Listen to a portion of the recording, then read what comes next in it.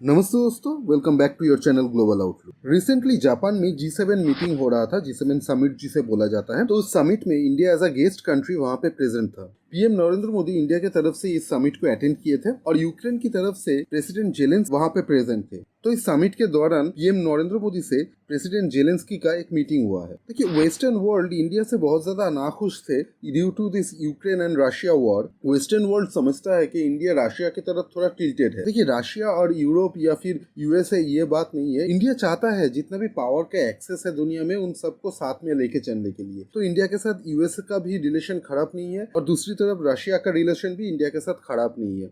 अगर आप देखेंगे तो इंडिया के साथ चाइना का रिलेशन थोड़ा सा खराब है, लेकिन फिर भी चाइना के साथ इंडिया बहुत ज्यादा ट्रेड करता है। एनीवे, आप लोग शायद जानते ही होंगे कि रिसेंटली ईयू मतलब यूरोपियन यूनियन के फॉरेन मिनिस्टर ने बोला है कि इंडिया से जो रिफाइंड ऑयल यूरोप में एक्सपोर्ट होता है, उसका जो क्रूड ऑयल होता है, मतलब इंडिया तो परचेस करके क्रूड ऑयल परचेस करके उसे रिफाइन करके फिर आगे बेचता है यूरोप को। तो उसका जो क्रूड ऑयल होता है वो रशिया से आता है इंडिया के पास। इसलिए वो यूरोपियन कंट्री से ये रिक्वेस्ट किया है कि इंडिया के ऑयल परचेस नहीं करने के लिए। तो आप लोग शायद समझ सकते होंगे अभी कि प्राइम मिनिस्टर मोदी और प्रेसिडेंट जेलेंस्की के बीच ये जो मीटिंग हुआ है, ये मीटिंग कितना इंपॉर्टेंट था, कितना क्रूशियल था। इस मीटिंग के दौरान प्रेसिडेंट जेलेंस्की ने इंडिया को यूक्रेन के जो पीस फॉर्मूला इनिशिएटिव है उसमें इन्वाइट किया है। बेसिकली यूक्रेन एक ग्रुप को प्रिपेयर कर रहा है, एक ग्रुप को बना रहा है जो कि एक्चुअली में एक पीस टॉक इनिशिएट करेगा रशिया और यूक्रेन के बीच। पीएम मोदी ने जेलेंस्की को प्रॉमिस किया है कि इंडिया प्रोवाइड करेगा हर तरह का सपोर्ट यूक्रेन को जितना इंडिया कर सकता है। और जेलेंस्की भी अपना ग्रेटिट्यूड शो करते हुए पीएम मोदी को थैंक्स बोला है। ऑल्सो जेलेंस्की इंडिया के तरफ से और भी ह्यूमैनिटेरियन एड की मांग की है,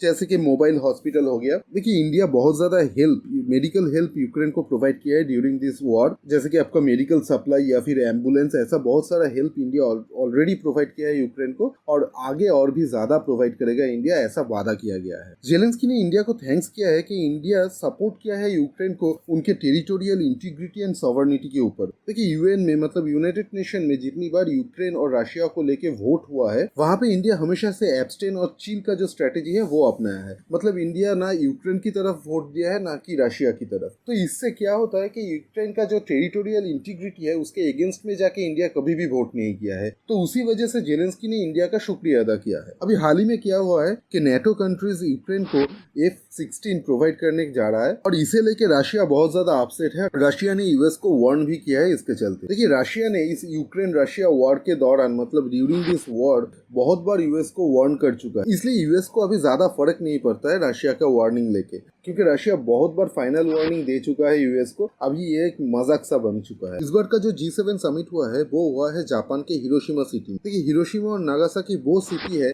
जहाँ पे during world war 2 first and last time atom bomb गिराया गया था। तो एटम बम गिरने के बाद ये सिटी लगभग खत्म ही हो चुका था। जापान अभी दिखाना चाहता है कि एटम बम गिरने के बाद भी ये और अभी ये सिटी इतना ज्यादा डेवलप है कि G7 जैसा समिट भी यहाँ पे होस्ट हो सकता है। और जापान हिरोशिमा में टूरिज्म सेक्टर को भी ग्रो करवाना चाहता है, इसलिए G7 समिट हिरोशिमा में अरेंज किया गया है। इस बार G7 समिट बहुत ज्यादा इंपॉर्टेंट है इसलिए क्योंकि क्वाड समिट आप लोगों को शायद पता होगा, मैंने एक वीडियो भी बनाया है इसके ऊपर। अगर आप लोग नहीं देखे होंगे तो लिंक मैं दे दूंगा डिस्क्रिप्शन एंड आई बटन में, आप लोग चाहे तो जाके देख सकते हैं। जो बाइडेन लास्ट मोमेंट में कैंसिल करने से क्वाड समिट जो ऑस्ट्रेलिया में होने वाला था इस साल, वो कैंसिल हो चुका।